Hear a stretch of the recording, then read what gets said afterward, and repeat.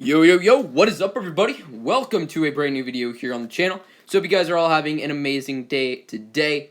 In this video, I'm just going to go over some basic Atlas stuff that I keep getting questions on, and I see a lot of people making the same mistake. And, it hurts, okay? Because as much as I appreciate a lot of people putting silver taunters on castles with, 200k troops on it, as much as I appreciate it, that isn't good for your team, it isn't good for you, and it makes you a target. So, gonna be going over some of the good to know, I guess, information. I would definitely share this video with your teams. If you're new to Atlas, if you're not, then, maybe it'll help some of you guys, maybe it won't. But yeah, do what you would like to do. If you'd like to see more Atlas tutorials, leave a like down below, and all that jazz. So, what Primarchs should you use? That is a common question that I get, and really, it depends on where you are in the game. You see a lot of people with, taunters and with fighters and with rushers. And it's not a bad thing. Don't get me wrong. Having, a bunch of these Primarchs is not terrible. Having one of each Primarch isn't necessarily a bad thing. However, as you are getting into Atlas at the very, first time getting into Atlas, going after every single Primarch will be extremely hard to manage, especially if you can't attack every player in the game. If you can't get glory extremely easily, and just go out and hit random castles without worrying about the safety of your team and yourself, it's not a good idea. So what I suggest is focus on one Primarch. And in my opinion, the best way and the best the best Primarch to start out with is definitely the Sieger. What the Sieger allows you to do is it allows you to attack whatever you would want, okay? It lets you get the best glory, normally, than any of the other Primarchs. Glory will help you improve in the game, because as you get more glory, you get more in the season, in the Atlas season. If you don't know how that works, I can make a video on that if you would like to, if you would like me to. But it helps you just exponentially grow in the game, and that is crucial to your success as well in growing in not only in Atlas, but in your levels. So, personally, what I would suggest is if you are new, get a Sieger. However, if let's say your team is brand new to Atlas and all of you guys are getting it for the first time and you don't have a Primarch yet, a lot of people are like, okay, well, if we get a castle, we're going to have to protect it, which normally requires rushers and taunters. My personal suggestion is, do not build a taunter unless you are over level 250.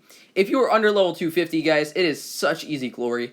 The only reason why it's sometimes not is if you're like a little team getting bullied by big teams who have big players, and a lot of big players don't want to waste troops on 0 glory. So that's the only situation where having a taunter as like a level 100 is going to help you guys. But if you're a brand new player and a brand new team, just have your level 250s have taunters. Rushers, that is just across the board. Everyone should at least have a level 1 rusher. You don't have to get any glory on it to get a level 1. You just summon it. Pretty easy to do. Now, in terms of what you should have on a castle, the big no-nos, okay? The big no-nos are never have a silver taunter, period, on a castle. Ever. Because, personally for me, whenever I go glory hunting, which is quite frequently, I look for silver taunters because they are easy glory. Their defense is not as high as rushers are. So you're going to be able to kill a ton of troops really easily if you have a silver Sieger. I can kill maybe 25k troops with 4k of mine lost, which is so easy. It really is. So, never put a silver taunter everywhere. Don't use it unless you're like JL and have a max base and no one wants to touch you. Okay? Don't do it. Normal taunters, great. Use normal taunters all you want. It takes a long time to kill taunters with 150k troops on them for sure, because you can only kill 7.5k at a time instead of 25k if it's a silver.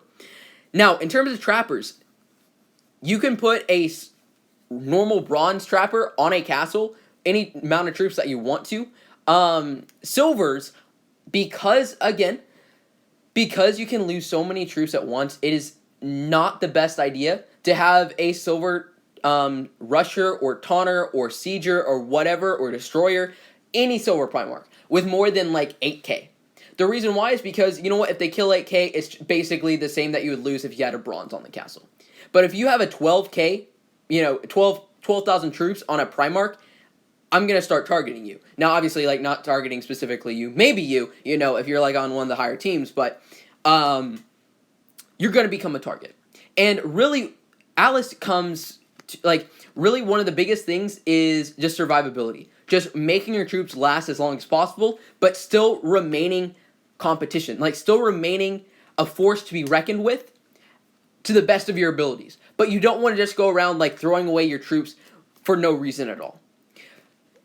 Ideally, if you have one castle, putting as many taunters and rushers on it as you can is definitely the way to go. Don't put, like, a bunch of siegers, even if it's a bronze sieger.